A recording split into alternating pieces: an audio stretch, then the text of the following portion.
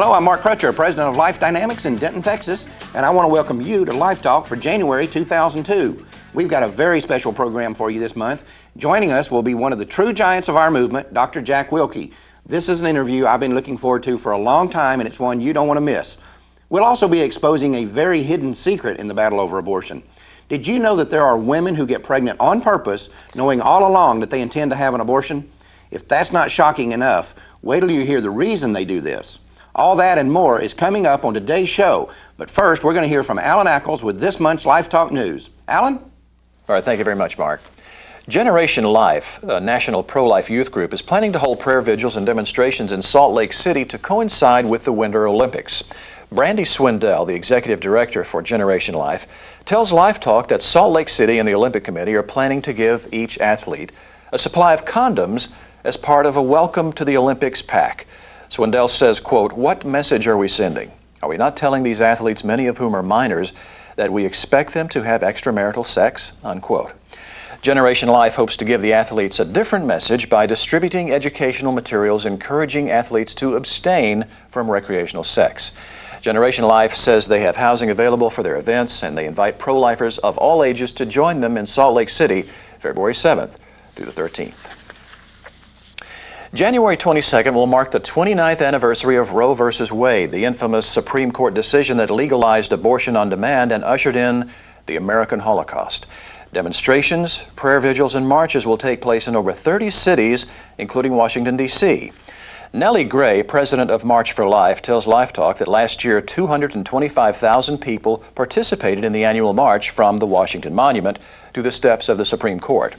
There has been a regular increase in the number of marchers since the first march of 50,000 pro-lifers in 1974.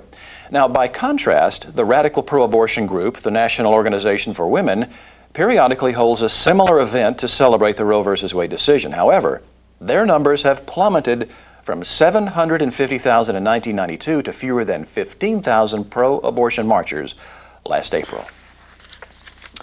In Waco, Texas, a federal judge has ordered the city to amend its sign ordinance. Rusty Thomas and John Pisciotti had sued the city after selective enforcement of Waco's sign ordinance caused the removal of pro-life yard signs they placed in front of a local abortion mill. Rusty Thomas said, quote, "Our signs were the same size and staked in the same public right-of-ways as many businesses, real estate, and political campaign signs. The city consistently removed our signs and left the rest," unquote. The new guidelines ordered by the court allowed yard signs to be staked on any public right-of-way for 60 days, then the city can remove them. After 30 days, the signs may be restaked and so on for the next 5 years. However, following the ruling, Waco's mayor and several city council members indicated that they would openly defy the federal court's order. However, Thomas said, quote, "They don't have a choice. They abused the previous sign ordinance, so now a federal judge is forcing them to be fair or be found in contempt of court," unquote. He went on to point out if Planned Parenthood didn't want pro-life signs staked in front of their abortion mill, they should not have encouraged the city to abuse the old law. In Georgia, 90% of the state's counties have no freestanding abortion mill, and there is no abortion mill at all between Knoxville, Tennessee and Atlanta. Abortionist Mark Edwards planned to change that when he bought property in Calhoun, Georgia, and announced his intention to open a death camp there. However, after pressure from 300 pro-lifers who attended the next city council meeting, those plans have been scrapped. Pro-lifer Sharon Varnell said, quote, "We prayed that God would put this thing down before it would be opened," unquote. Another local pro-life leader, Julie Graves, said that the people involved in the effort were people of prayer who value life and are willing to take a stand against evil. She went on to say that this was a victory for the entire community, and she gave all the glory to God. Following the city council meeting, which the city's mayor described as the largest in city history, abortionist Edwards failed to make his payments, and the bank foreclosed on the property. In New York, Catholic priest Norman Wesleyan has been in jail since November the 5th for violating a federal judge's order which prohibited him from praying on a public sidewalk in front of a Buffalo abortion mill. The United States Court of Appeals has now struck down the injunction, saying that the judge had gone too far in restricting the First Amendment's rights of protesters. Pro-lifers may now legally pray at the same spot where Wesleyan prayed. Despite the ruling, however, authorities are not releasing Father Wesleyan, and he remains in a federal prison in Bradford, Pennsylvania. In a suburb of St. Louis, Missouri, Michael Travis Bullock is accused of attempting to murder his unborn child by poisoning the child's mother. Bullock told several friends that he had put ant poison in his girlfriend's Kool-Aid because she was pregnant with his child and he didn't want it. Well, one of those friends taped the conversation and turned him into police. Bullock now faces up to 15 years in prison for a Class B felony assault. However, the mother is due to have their baby in February, and if there is anything wrong with the baby, prosecutors have indicated that they will change Bullock's charge to a Class A felony. If convicted on the greater charge, he could then face a life sentence. Currently, Bullock remains in a jail on a $100,000 cash bond. In Pennsylvania, abortionist Gerald Applegate has had 9 medical malpractice suits against him in 10 years and has changed insurance carriers 3 times. Now he is being sued again after one of his patients died.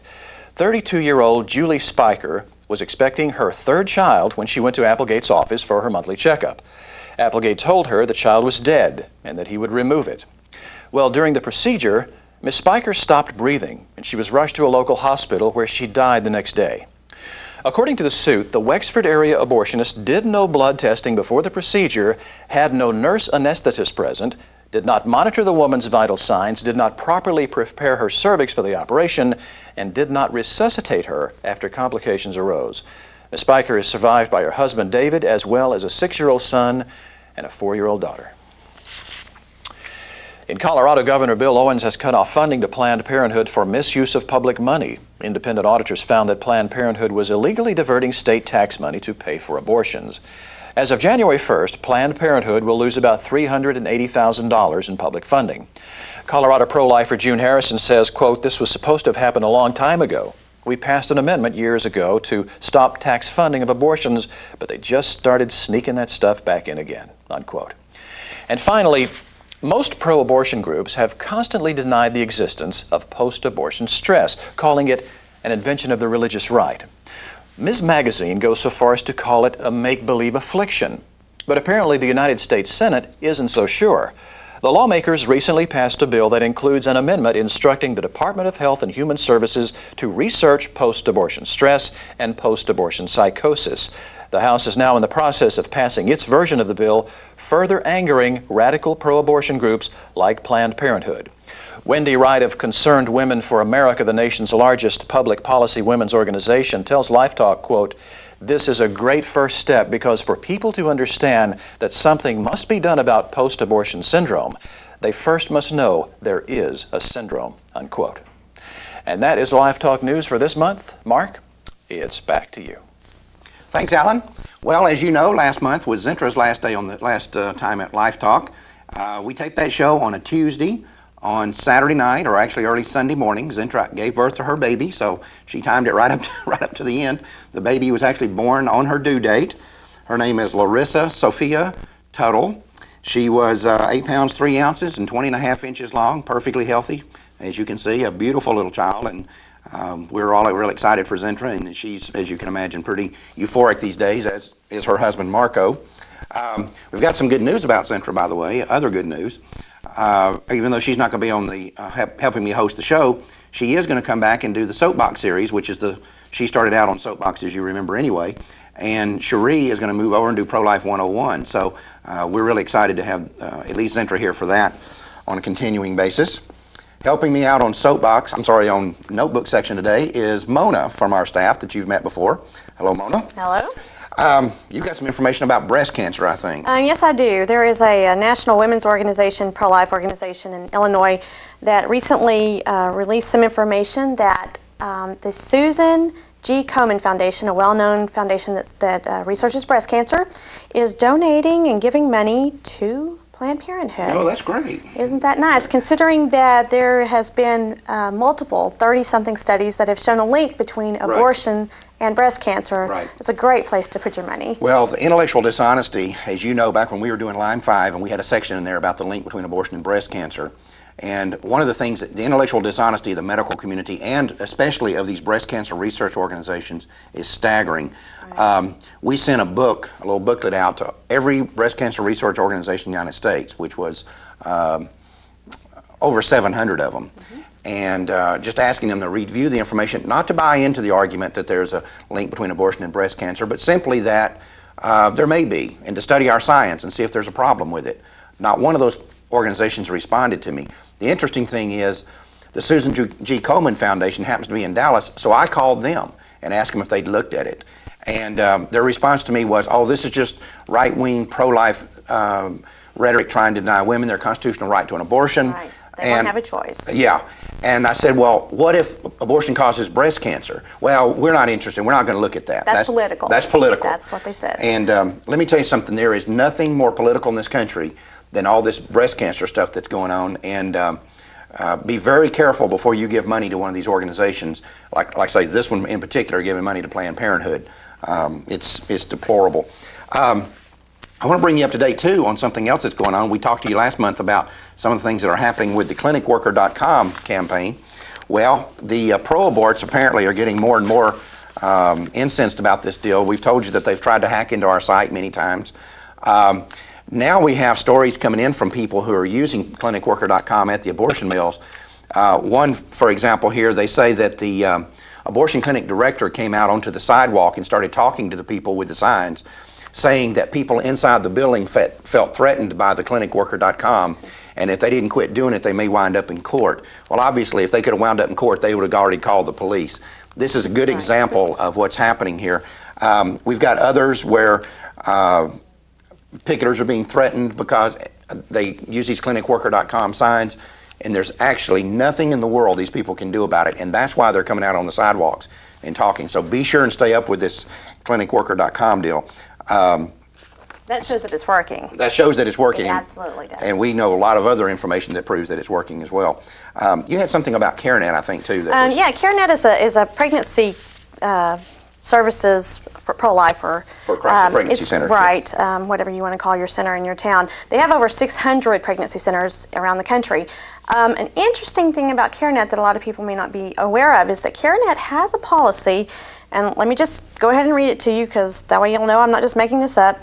Although CareNet has no objection to those activities activists who legally and peacefully take a public stand against abortion, CareNet believes that there are sound reasons for prohibiting pregnancy center personnel from engaging in any such activism near abortion clinics. This is true even for activities undertaken during the staff or volunteers' own time. Now it's interesting because they make a distinction of what is considered the prohibited activities and what is not. And the prohibited activities happen to be picketing, sidewalk counseling, and acts of civil disobedience. If you do any of those, you cannot be a volunteer. Even if you did it on your own time, you cannot be a volunteer at a CareNet center. That's indefensible. If you would like to go to the Pro-Life Rally, the annual March for Life, if you'd like to go to your little life chain in your community, those are acceptable. Yeah, I don't understand how people can come up with these ideas.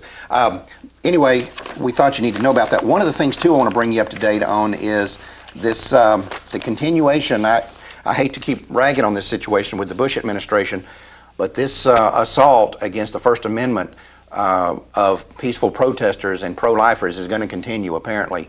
They're passing laws, they're passing new guidelines for the FBI and for the Justice Department to use that will clearly be used against pro-lifers. People telling me, oh, you're crazy, you're an alarmist. That's what they said back when RICO was being considered. And now RICO is the biggest tool being used against pro-lifers. And you know, one of the things, I hear people say, well, Bush has got to take these extreme measures because we've got this terrorism going on and all these other things. And we trust Bush and we trust Ashcroft. I don't, but even if you do, let me ask you this question. If you think that these things are good ideas and that they need to be doing this, how comfortable are you going to be in 2004 if Bush loses and a radical leftist pro-abortion administration takes over and they have these same rules now to use against pro-lifers? That's what you better be thinking about, because that could very easily happen. Let's say that a Hillary Clinton gets elected or an Al Gore comes back and gets elected. If you don't think that they'll use this stuff that Bush and Ashcroft are creating against pro-lifers, think again, because I promise you it will happen.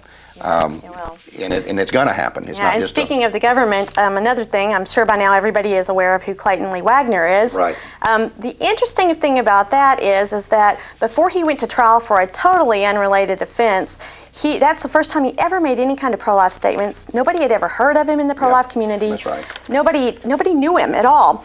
And you have a U.S. Marshal Service who is talking after the fact, after they've already caught him. And he said, what bothered us was he seemed to want to be the news and one-up himself.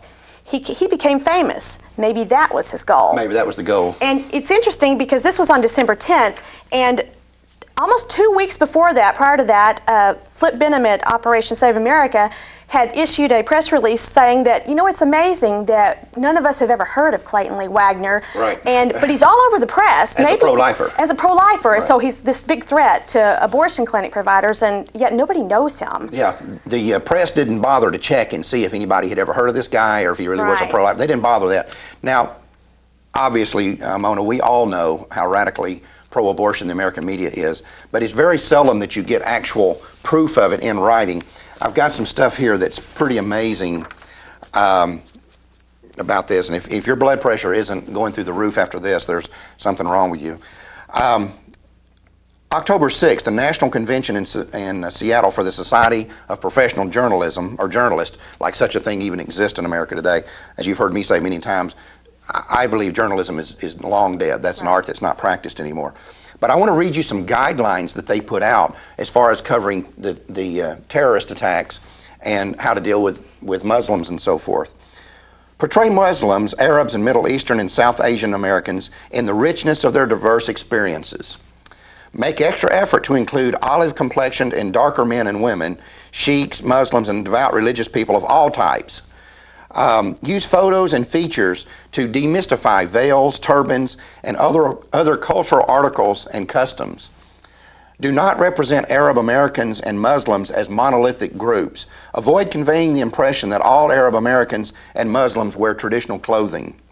Ask men and women from targeted communities to review your coverage. In other words, go to the Muslim community, let them see what you're covering, and ask them if that's okay with them. Avoid using combinations such as Islamic terrorist or Muslim extremist that are misleading because they link whole religions to criminal activity. All right, you may not have a problem with that. I don't really have a fundamental problem with doing that. I don't want all Muslims and all Arabs portrayed as terrorists. But let me read point 5 to you in this deal about when you're talking about terrorism. Listen to this, quote, when writing about terrorism, remember to include white supremacists, radical anti-abortionists, and other groups with a history of such activity. They don't bother to say, but don't point out that all pro-lifers aren't like that, or show peaceful pro-lifers and show the vast majority of pro-lifers that don't do these sort of things. They don't mind. This is about not doing profiling. They don't mind profiling pro-lifers one bit. And for these people, they constantly call me and talk about how neutral they are and how they try to show both sides of an issue. The American media is a collection of pathological liars, and if this doesn't prove it, I don't know what will. Well, thanks, Mona.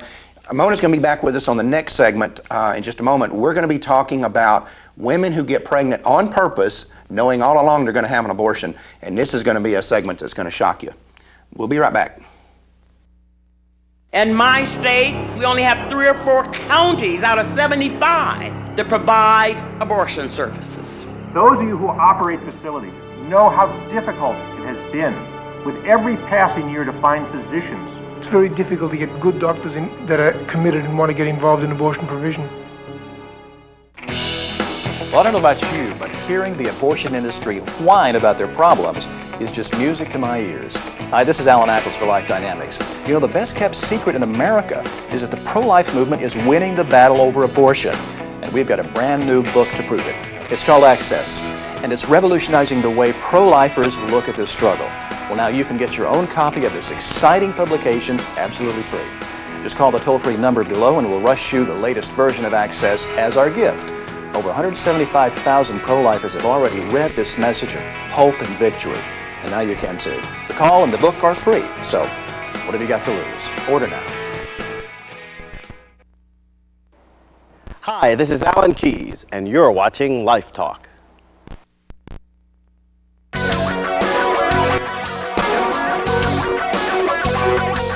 Welcome back. Mona's back with me. We're going to talk about a subject here that's kind of weird. Most people can't conceive that there'd be women who get pregnant on purpose and to have an abortion. Now, as you know, Mona, we've dealt with some women who've called us who've been in this situation, and there's lots of reasons this happens. Some of them is, as you know, years ago, Oprah Winfrey did a show on women who get pregnant on purpose to trap a man. Right. When it doesn't work, they very often have abortions. Another deal is we dealt with 2 women here in this office who were involved in Satanism and got pregnant on purpose to have a baby to sacrifice. This is their kind of blood sacrifice that they equate with the blood of Jesus. But those are not what we're talking about. There's another little thing that I heard on the radio years ago, just a little snippet of it, and I started investigating it. And what is this all about, Mona? Well, I hate to burst people's bubbles, but this has to do with the Olympics. And I know there are a lot of people that don't know that the Olympics are fairly corrupt, and I'm really sorry to be the one to break that to you. But in fact, I didn't realize they were as corrupt as they are until I started looking at this, and I'm like, I did not know there were that many ways you could cheat. Right. There are thousands of ways to cheat, and those athletes have figured it out. And one of them is? One of them is to boost your red blood cell count, and the reason why that's important is because what you can do then is your body builds more mass. It can do it more quickly. Carries more oxygen. Carries more oxygen. That way you can breathe better. You've got more nutrients going through. The body just works a whole lot better the more red blood cells. Now, when I first started hearing this, they called it blood doping. Blood doping is still what they call it. And what they would do, what I heard of doing is that, like an athlete would go in months before the Olympics, have blood taken out like he was donating blood. They would store that blood. When his body rebuilt all that blood that he had lost, they would put the old blood back in him, so he's got more blood in his body, therefore more oxygen being carried. Sort of like a transfusion. The problem with that is that they can test for that now. Right. In fact, when I was looking at this, it seems like they play cops and robbers. You know, the athletes and the coaches find a new way to cheat, and then the drug committee finds a new way to catch them at it. Right. And they're always one step ahead of the drug committees. But with women, we've got another problem. well, we've got a very big problem with women, and it's the reason why men have tried this, and they use an injection of it. It's called HCG, and any woman that's ever even tested to see if they were pregnant, when you use a little urine test, what you're doing is you're testing for HCG, and HCG is a hormone that the baby makes when it's starting to grow, and that's how you know whether you're pregnant or whether you're not. And when you go to the doctor, they're looking for the very same thing. Well, men can take injections of HCG, and it will also boost red blood counts because the baby needs extra oxygen. Your body needs it because that baby needs it. Your body needs to get extra food down there, nutrients. It needs to get waste out.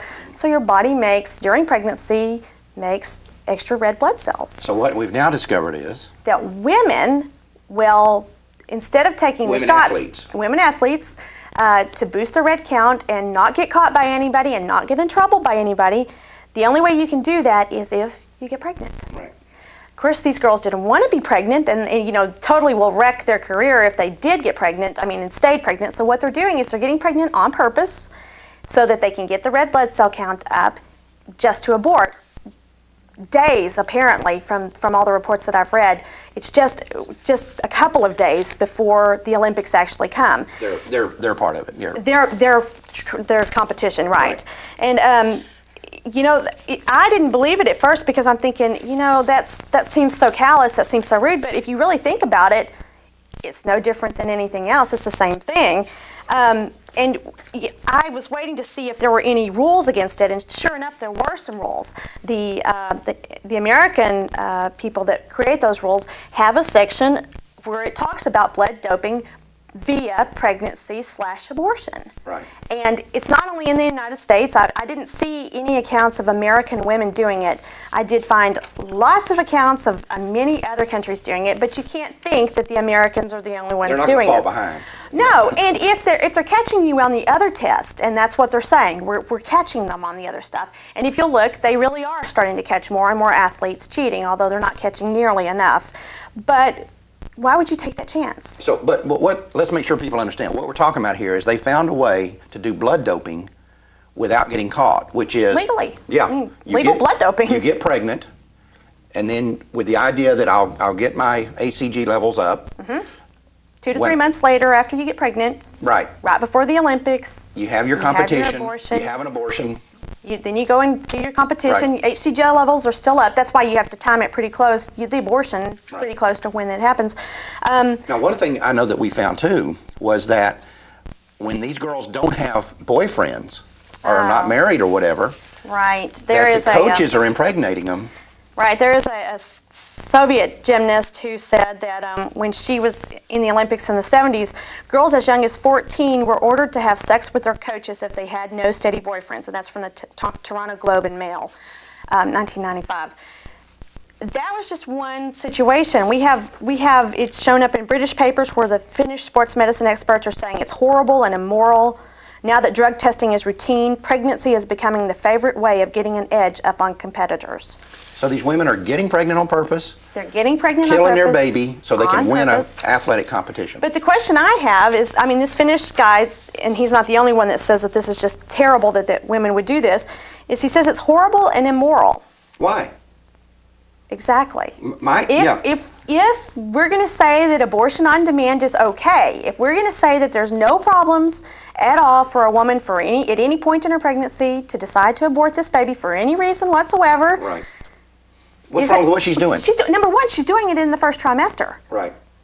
Right. Well, I suppose from what everybody says that Americans have absolutely no problem with women aborting in the first trimester. Right. Why is she any different than anybody else? Well, and think about it from this standpoint. You know, the pro-aborts will try to distance themselves from this, obviously. And obviously the press has played this down. I mean, how many people in our audience have ever heard of this? Right. When I brought it up in the office here, nobody had ever heard of it. But let me ask you this. If this woman said, from a philosophical standpoint, if there's nothing wrong with abortion, if abortion is morally justified, let's say you have woman A out here who's pregnant and got pregnant on purpose. She and her husband or whatever were wanting to have a child. She got pregnant. But all of a sudden, she gets offered a new job and says, this is the job I've been waiting for. This is a career move for me that I never thought I'd get, and I'm going to take this opportunity, but I can't be pregnant. Right. So she has an abortion. The pro-aborts would say, look, that woman did that for correct reasons. That was her decision to make. There's nothing wrong with her doing that. Her career. Abortion benefits women by allowing them to do this sort of thing. How is that different than this athlete who says, well, wait a minute, my career is going to be advanced by having an abortion too?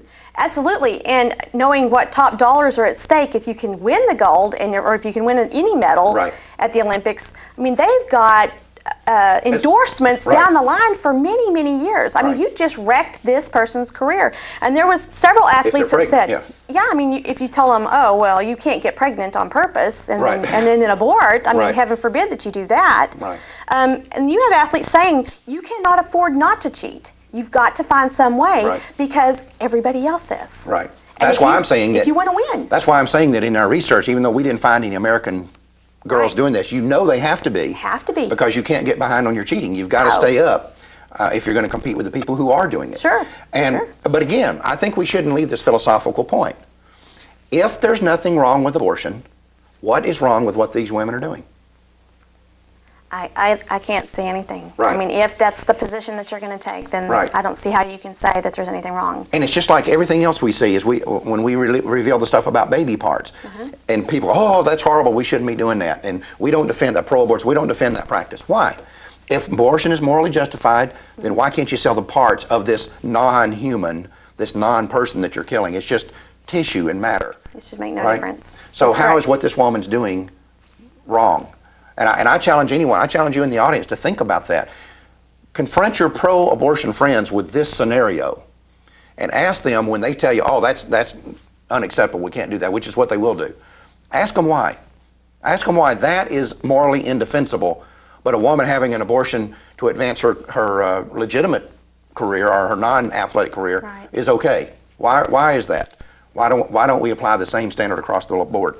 The other thing, let's think about this from the standpoint, we know, I say these coaches getting these girls pregnant. So you've got a 14-year-old girl, and the coach is, Lord knows how old, he gets this girl pregnant so she can enhance her athletic performance. What if 3 months down the road she says, you know, I'm not sure this is right, I don't want to have an abortion. And so she decides not to go through with it. Is he on the hook as far as parental involvement here? Is the state going to say to him, okay, you fathered this baby, you got to help pay child support? Well, the first problem you have is in the United States that's considered statutory rape. Well, that's another issue. There's another problem. Number one, he's going to have some legal issues to deal with. But the second problem is I mean, Is he going to argue this was not about contract? This was a contract. We knew. We went into this knowing that the abortion would come. Yes, that's right. And I don't understand how, because I know the pro-aborts are going to do it. They're going to try to jump away from this when people in the audience start confronting them on it. But I still say they've got to hold their feet to the fire and make them explain why this bothers them and conventional abortions don't. Should be no different. Should be no different. Well, anyway, good job, Mona, on the research that you did there. And we'll be having you back on future shows, of course. And we will be right back.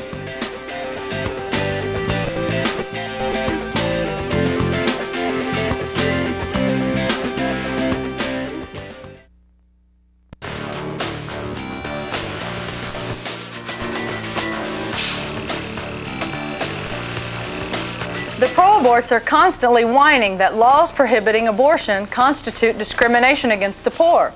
They say that because the wealthy can afford to travel, rich women would still be able to fly away and get their abortions in other countries. While that statement may be true, the underlying premise of the argument is just your standard abortion industry lie.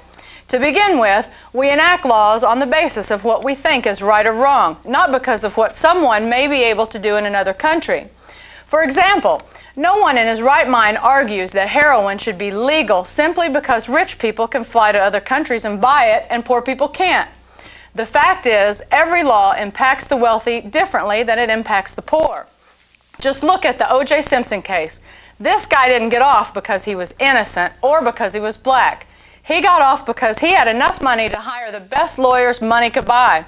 If he had been poor, he'd be rotting in prison at this very moment.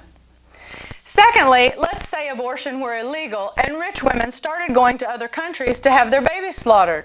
The question is, how are America's poor women harmed by that? Are they somehow worse off than they were before these rich women killed their babies?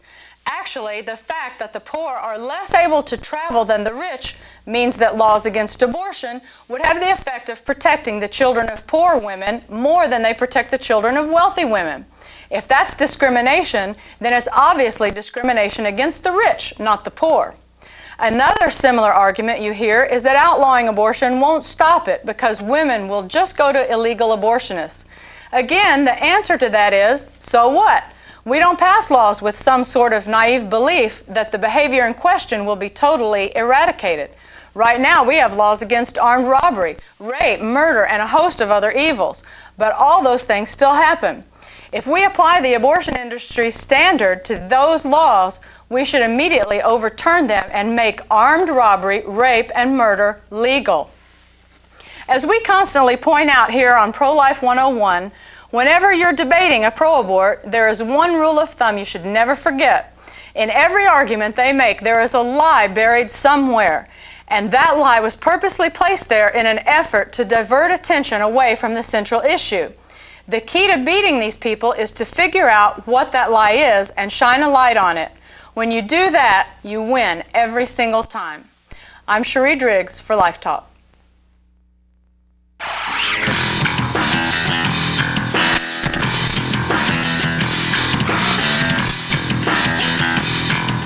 Welcome back. We have one of my heroes in the pro-life movement with us today, and I've been looking forward to this interview for quite a while, Dr. Jack Wilkie. Welcome to LifeTalk, Dr. Wilkie. How are you? Glad to be here, Mark. Well, we've known each other a lot of years, but I think this is the first time you've ever been to our office, and we're really excited to have you here. I've been keeping an eye on you. Right. Once every month I watch that tape. Right. I don't know if I ever told you this or not. When I go out and speak, and I'm sure these people wouldn't tell it to you because they wouldn't want to embarrass you, but I can tell you the number of people that I talk to out when I do speeches or banquets or something. I'll say, how'd you get started in pro-life? And they say, oh, I read Dr. Wilkie's book. And that kind of inspired me and got me going. So you brought a lot of people into the... We hear that in every country we speak in. Oh, they tell you anyway, right to your face, so they don't mind embarrassing you. Our stuff's in 28 languages. We can't go anywhere, but Right. We've been there. Well, speaking of that, you are president of the International Right to Life, as I understand it. Yes. And you do a lot of traveling outside the United States. We have to understand babies in other countries are every bit as loved by God as babies in America are. Right. And you just came back from Russia. Just take a couple of minutes and tell us what's going on there while you were there. Well, we've been in a lot of places, Mark, and my wife and I, but this was different.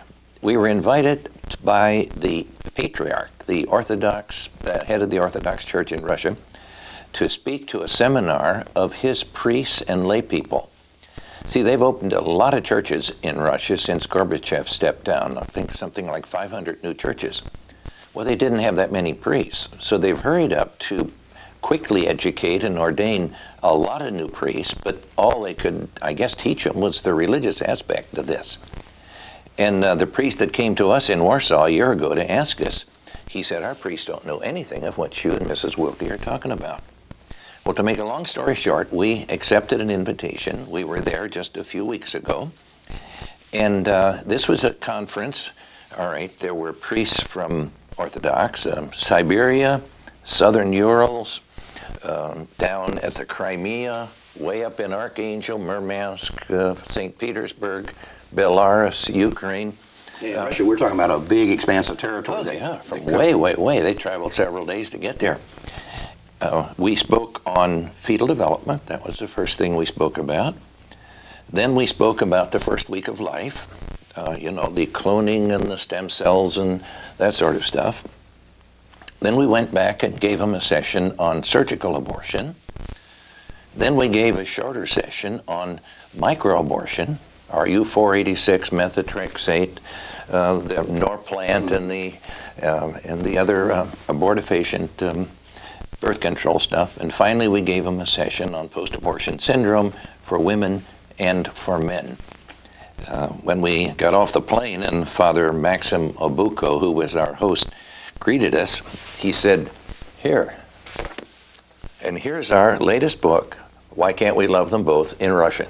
Oh, great. We had given him the original copies in May in Warsaw, and here in November he's got the book already. Wow. And it had a just plain white cover on it, sort of a paper cover. What's this, Father Maxim? Well, he said, we hurried these through and we haven't got the cover done yet. But after this session, we're going to print 10,000 and we're going to send them all over the Russian Federation. Wow, that's great. That's great. Now, you're talking about Russian Orthodox Church. Russian Orthodox Church. Last night you were telling me that they have some animus toward the Roman Catholic Church, which you're Roman Catholic, and toward my church, the Baptist Church. They don't want us in there. They don't want either of us in there. Right. And why is that? Well, they're very territorial. It's a state religion, always has been under the czars. Of course, there really wasn't any under Lenin and Stalin. They tried their best to kill every single priest of any denomination in Russia. But and I heard some figure they were killing 500 priests. I told you that last night. At one point, they were shooting 500 priests a day outside of Moscow. Wow, that's astonishing, isn't it? And when World War II started, Stalin needed to have people defend their homeland. Well, there wasn't much homeland. Then he says, now, if they God and country, now they'll fight. He says, let's resurrect the religion thing. And they said, don't have any priests. We'll make them. Well, we have to, this is apostolic succession. A bishop has to consecrate a priest in the Orthodox Church, just like there are in Catholic and some other churches. And he says, well, find them. They found a couple of bishops in Siberia who were still alive, and they brought them back, and these bishops consecrated more priests, and that helped Stalin win the war. From then on in, he kept some churches open just for show, you know. You think these two priests might have been nervous about why they were being brought to Moscow? Don't you wonder? Yeah, they probably thought they were going to be shot, and they found out they're... Well, you know, I'm impressed with the, as far as our ethic is concerned. The Russian Orthodox Church is right lockstep with our pro-life ethic, no question about it. That's great. I'm glad to hear that. You know, let's take Norplant, for instance. That's a partially abortive birth control agent. Right. Well, it's not used in this country much because of all the bad effects of it. But he said, well, all of their priests are married, incidentally, and they didn't know that was an abortive agent. So they're using this. Some of them apparently were, yeah. IUDs or other forms of birth control pills that are abortifacient. Some new information to them. That's great. I hope it changes their behavior. Now, I think it might. Russia has a major problem. There's obviously a lot of problems. You know better than me. They have a problem in that they're losing population. 1 million people a year less. Now, they're about half the size of the U.S., what's left of the Russian Federation, about 140 million people, something like that. But 1 million people fewer. Now, the reason is a very low birth rate. They abort at least one baby for every one born. The other thing is very poor health care. Life expectancy of men is down to 57 years. Wow. I mean, here it's in the 70s, you know. Right. And why? Poor health care, vodka. Alcoholism. Alcoholism is everywhere. Well, you're telling me they make real cheap rot gut vodka for $1? $1 a liter. That's amazing when you think that's a pretty cheap drunk. I mean, if you're going to go out and party, I guess that's one way of doing it Well, cheaply. I was told the average male adult in Russia drinks 2 liters of vodka a week. Wow. Now, That's a liter is bigger than a quart, you That's know. amazing. Now, you were telling me also about you mentioned that you were approached when you were in Poland to make this Russian trip. But you're telling me there's some real interesting statistics now in Poland about abortion, You know, this that is really apply to the United States. a really well-kept secret, Mark. You know, and I know, and everybody else out here knows, that one of the arguments of the pro-abortion movement is, now, if you guys forbid abortion, all you'll do is drive it underground. Women will have abortions anyway. There's no way you're ever going to stop them. All right? We've had a whole country that has proven that this is not true. Now, Poland has about 40 million people. When the Russians left Poland, the Solidarity movement was very strongly pro-life, and they elected a majority in their parliament. So now these folks are going to change the law that they had inherited from the Russian domination. They had been dominated by Nazis in Russia for over 40 years. Those governments gave them abortion on demand, state paid, for the first 3 months. How many abortions a year? 160 to 180,000 abortions every year. All right? Here we come with the pro-life people. They've got a majority in Parliament. This is 1993. They passed this law. The law forbids abortion, except life of the mother. The media went bananas. International Planned Parenthood, World Bank, all of these kind of people coming in. They said, you guys are crazy. If you forbid abortion, you'll drive it underground. We're going to forbid it. Well, you know what will happen. These women will be instrumented on the outside. They'll start to bleed. They'll flood into your hospital. Some of them will die. Some will be infected. And they'll simply say they're having a miscarriage. Your health system won't be able to handle this. They went ahead and passed the law. Last year, the year 2000, how many abortions in Poland? 151. Period. From over 150,000 to 151. Well, the Polish people translated my new book on euthanasia into Polish. So I'm over there in February on a 2-week book tour. Well, I know these figures. Well, I know my sponsors. These are really unusual people, but these figures, I couldn't hardly believe it. So when I went there, I said, all right, now, look, I need some help here. Give me some official statistics on how many miscarriages there are in your hospitals in Poland in a year. There were only about 2/3 as many as there used to be. Now, they had told us there'd be thousands more. Right. No, it was less. Well, let's get another number. How many total gynecologic admissions are there, female admissions to your hospitals in a year? It was less, again by about 1/3. All right, now look, when you have a lot of abortions, you do cervical damage. Cervical damage means premature babies. More premature babies born, more of them die. So let's look at how many newborn deaths there are in the country. It was about 1/4 of what it used to be. Wow. So we have a country now. Now, wait a minute, I still don't believe it. I think these figures must be skewed. How do we know that these are accurate figures? And they showed me that there's 3 different government bureaus, all required by that law to report every year. And they're all calling the same numbers. Furthermore, this has been challenged constantly by the Planned Parenthood people. It's been newspaper accounts and interviews and TV, and it holds up. This actually happened. So the bottom line here, Mark, here is a country, 40 million people, who passed a law to forbid abortion amidst all of these dire predictions, and instead of injuring the health of women, women are healthier in Poland today than they ever were. That argument ain't gonna float. Right. So what we have now is basically a test bed to test whether the things that the American abortion industry is saying, whether they're really true or not. Right. We have a nation of 40 million people that did what they said they shouldn't do, and none of these things happened. And this is a pretty sophisticated nation now. You drive through the cities in Poland, it looks like America. Right. You know, high-rise buildings, neon storefronts. Well, it must mean that there's a physiological difference between Polish women and American women. What difference can there be? Well, the only difference that I can see is that they are very Catholic.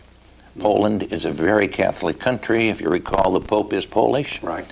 That solidarity movement that started the revolution there was very Catholic-based. So that's probably a bit of it, but that can't be all of it. Gee whiz, there's Catholics everywhere else in the world, too.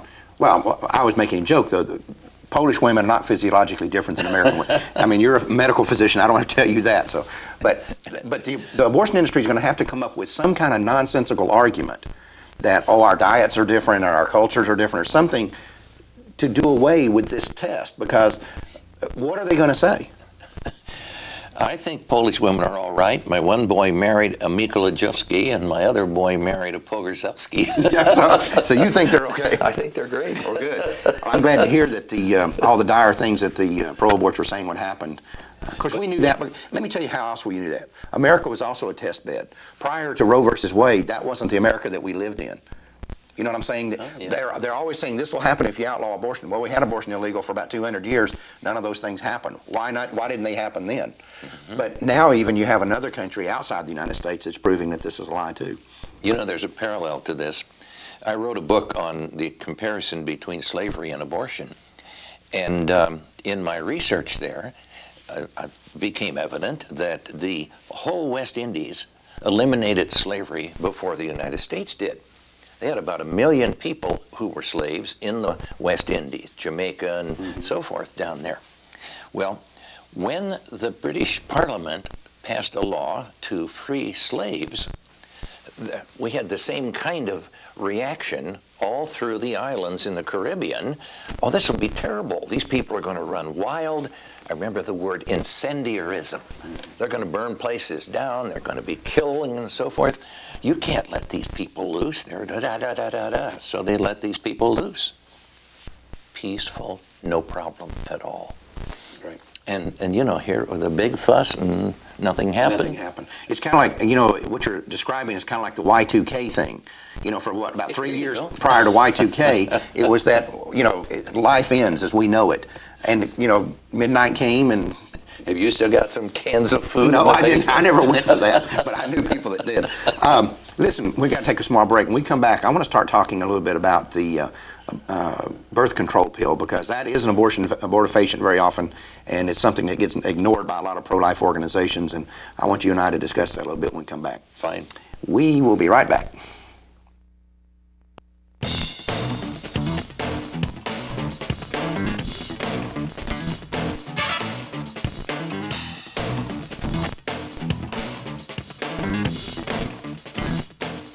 Last month, we reported on Planned Parenthood's offer to do free abortions for the victims of the World Trade Center attack.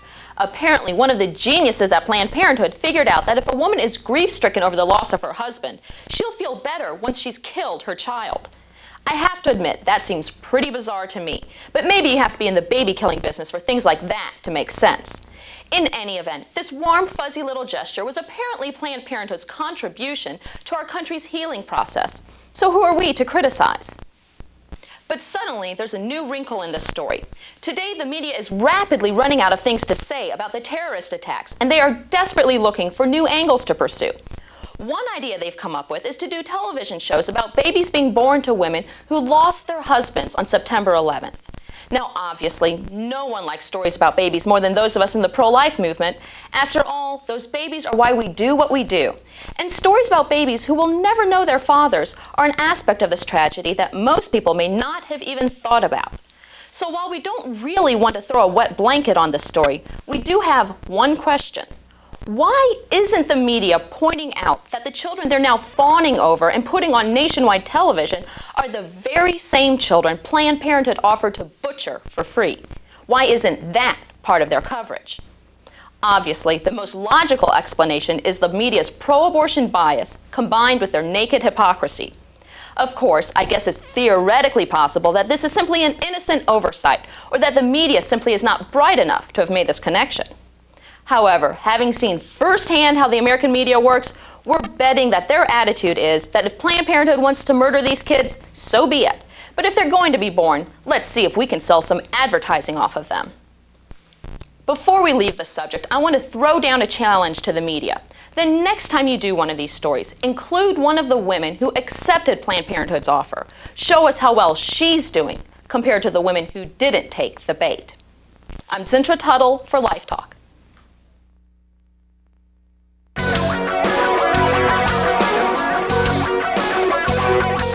We're back with Dr. Jack Wilkie, my friend from Life Issues Institute in Ohio. We want to talk about the birth control pill in a minute and its abortifacient components. But first, as a medical doctor, I want to ask you a question that we grapple with here at Life Dynamics all the time. What happened to the medical community?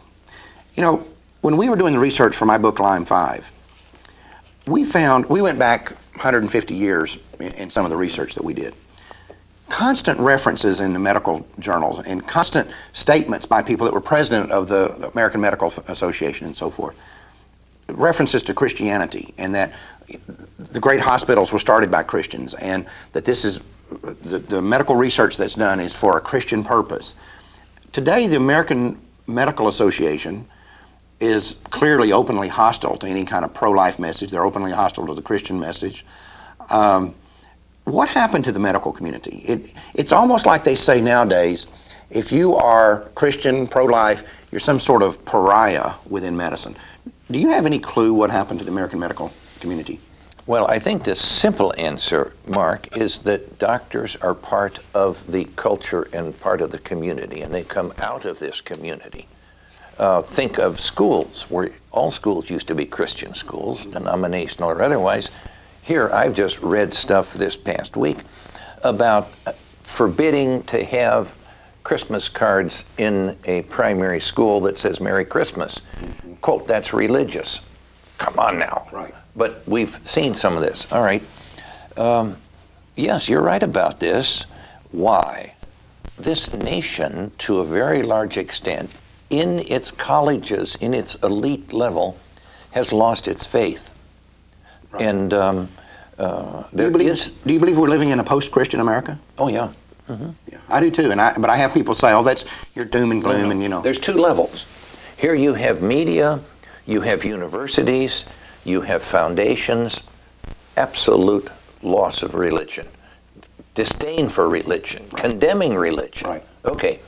Here we have the average people who haven't lost it yet, who still go to church. Right. You and I just happen to be probably intellectuals, people would call us that, and well, we still believe, not me necessarily. We still believe this Christian message. Right. But all right, now there's a selectivity to get into medical schools. I have a daughter who's a physician. Not too many years ago, one of her buddies came through. He had been in a couple of other cities interviewing to apply to medical school. And he was out of, I think it was Notre Dame. He had top grades. He was a fine candidate. He had been to some of the Ivy League schools. He stayed with us a day and moved on, as kids do, you know. And I said, what are your chances?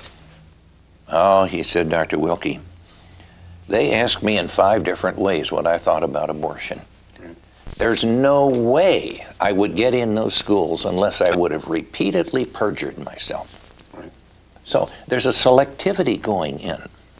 Not just here. In Britain, you can't be a gynecologist in a hospital unless you will do abortions. If you refuse, you can't be certified. So we're seeing some of that here. Now, that's not true of all med schools. In fact, there's a law forbidding it. There's ways around that. There's ways around it. But you know, we do a lot of medical research here, as you know. I have never in my life seen anything like the intellectual dishonesty that you see in the American medical community today. Oh yeah, think of breast cancer. Breast You've just cancer. mentioned that. Right. They will not even harbor a thought that abortion may cause breast cancer because it's political. That's right. The American medical community today is driven by politics, not money, not medicine and science. And I want to give you an example of this, and it'll lead us into our conversation about the birth control pill. On December 7th, just a few days ago, the American Medical Association voted overwhelmingly against a proposal to inform women that birth control pills may act as abortifacients, when in fact all the medical research shows that's exactly correct. That's right. This was an informed consent proposal that was put out that doctors who prescribe birth control pills should at least tell women that this may operate as an abortion. And the AMA overwhelmingly voted that down. Right. Why would they do such a thing? I think partly they're uninformed. I'll give them at least that. The people who did the voting were not fully aware of the abortifacient action, but mostly they didn't believe it because they didn't want to believe it. Right. It was not politically correct. Right. Now, they've had a pro-abortion policy since Roe v. Wade, you know that. Right. They say they don't, but they do. And they say, no, we don't have a pro-abortion policy. We're just in favor of choice. Right. Well, what is that then? You know, another thing you hear a lot To their credit, they're against euthanasia, which is sort of paradox. No, it's not. Dr. Wilkie, that's self-serving. They might be the victim of euthanasia. They would never be the victim of abortion. That too. All right. You know, the medical community is also lying to women when they say, if you take birth control, this is a good way to prevent having to have an abortion. Oh, yeah. So in other words, have this abortion so that you don't have to have an abortion is basically what they're saying. Mm-hmm. And this was a proposal basically to do away with that intellectual dishonesty, right. But they shot it down. You know, one thing you mentioned to me before was the number of incurable diseases that now inflict our nation, STDs in some cases, but not always, that you have a philosophy or a theory may be directly related to the birth control pill. It's only a theory, Mark, but I haven't found anything to disprove it. Now, come January, I'll have a medical degree for 54 years. That's how long ago when I finished med school. So I'm pretty ancient, but I do remember things from back then. I wore a uniform in War II and in the Korean War. Well, when the guys would go on leave and come back, I'm a medical officer, okay, they'd come back with the clap, that's gonorrhea. They'd get syphilis. They'd get the crabs, that's lice, pubic lice. And sometimes they'd get venereal warts. That was quite unusual. That was it. We called those venereal diseases. Now it's sexually transmitted diseases. But that was the whole package. But in the late 40s, early 50s, we got penicillin. One shot took care of syphilis. One shot doesn't anymore, but it used to take care of gonorrhea. We had it all cured. Today, what have we got? We have almost 20 different venereal diseases that are mostly incurable, and they're all viral diseases. Everybody knows about AIDS. Mm-hmm. Everybody knows about genital herpes. Chlamydia is not a virus disease, but it wasn't in the books when I went to med school. Now, something like 1/4 of all women in college have chlamydia. There's some other ones out there. Why, all of a sudden, in this sophisticated culture, did these incurable viral diseases happen? Not only a sophisticated culture, but a sophisticated culture with the best medical system in the world. Yeah. Why? Well, we've had sexual promiscuity. Oh, come on, we've had that all these years. Maybe it's a little worse here and there, but there's nothing, cheating isn't brand new in this culture. Right. Why? Here's a theory. When the birth control pill came out, it had an impact on the female genital tract, the vagina, that nobody really suspected. Now, first of all, the pH, that is the acid-base level of the woman's internal organ, was lethal to germs. After all, there's outward contaminants brought in during the act of sex. All right? This killed germs. Now she takes the birth control pill. It changes the pH of the vagina. Different germs are introduced, as they always had been in years past, but now they're not killed. Now those germs can survive in that area, and over a period of time, living there long enough, they begin to be infectious to humans, and now we have a new disease that humans catch. One by one, we get these virus illnesses, diseases, maybe because of the birth control pill. Now, if you had an opportunity to address next year's AMA convention, and you said what you just told me, they would hoot you down. Right. It's exactly what would happen. You know and I both know it. Well, what I've said isn't proven, of course. Right. But it makes a lot of sense to me. What I'm saying is they would never even countenance the possibility that what you said is true. Oh, of course, it's not politically correct. It's not politically correct to say that. So that's why I'm saying that the American medical community today is not driven by medicine and science, but by politics. Right. And that's a good example of it. They won't even look at this possibility. You know, maybe the AIDS came from monkeys. It might have. But why did it infect humans? It never had before. Now it does. Right. Sure, there's been some morphologic change in those bugs to allow them to do it, but what gave them the opportunity? This would explain it. Right. And that's, of course, you're just talking about the medical aspects of the birth control pill. That ignores the moral aspects that, again, the AMA doesn't want anybody to know about or even consider the possibility that it acts as an abortion, which we all know that it does. The simple answer to that for everybody out there is to just keep repeating what happens in the first week of life. On day 1, sperm joins ovum. For the next 7 days, this new embryo floats freely down the mother's tube. When he or she is 7 days old, they plant within the nutrient lining of the uterus. Now that's the first week of life. The AMA and the entire abortion industry and all the drug industry says pregnancy doesn't begin until implantation. That's cute. Yeah. The mother's body is not pregnant until the baby is 7 days old because the baby hasn't attached.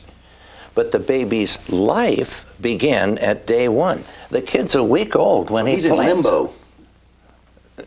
Well, he's floating freely. Right. They call this a pre-embryo. You know my definition of a pre-embryo? 100 million eager sperm swimming after one ovum.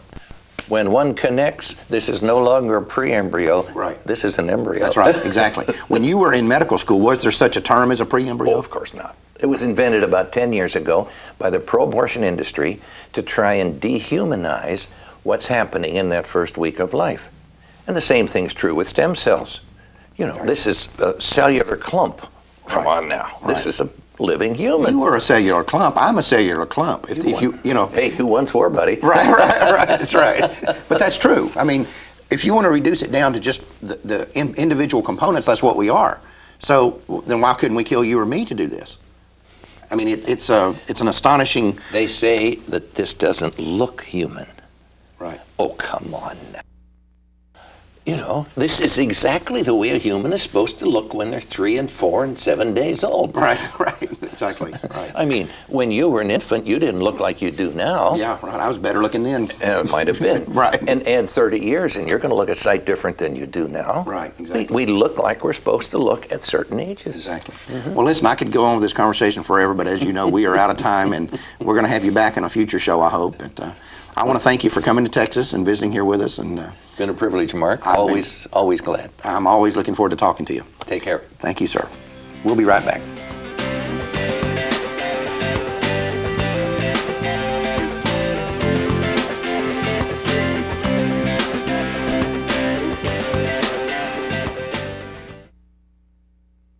Stopping abortion requires innovation, professionalism, and a total commitment to victory. That's why abortion industry leaders now call Mark Crutcher the most dangerous pro-lifer in America, and Life Dynamics the pro-life organization they fear the most. They're afraid of the Life Dynamics abortion malpractice campaign, dragging them into the civil court system and making them pay for what they're doing to women. They fear the Life Dynamics database of over 8,000 abortion industry files that attorneys use against them in court.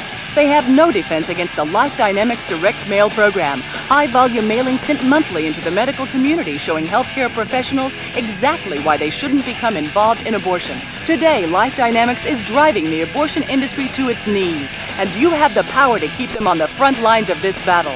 If you're serious about stopping abortion, support a pro-life group that gets results, one that fights for every child without compromise, without exception, and without apology. Life Dynamics, new pro-life leadership for a new pro-life generation.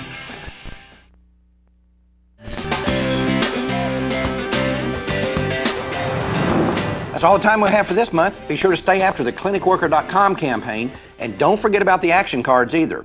Also, don't forget to send in your subscription for next month's show, plus your generous donation to Life Dynamics. Only with your help can we continue this effort. Until next month, remember, Life Dynamics is not here to put up a good fight. We're here to win, because winning is how the killing stops. We'll see you in February.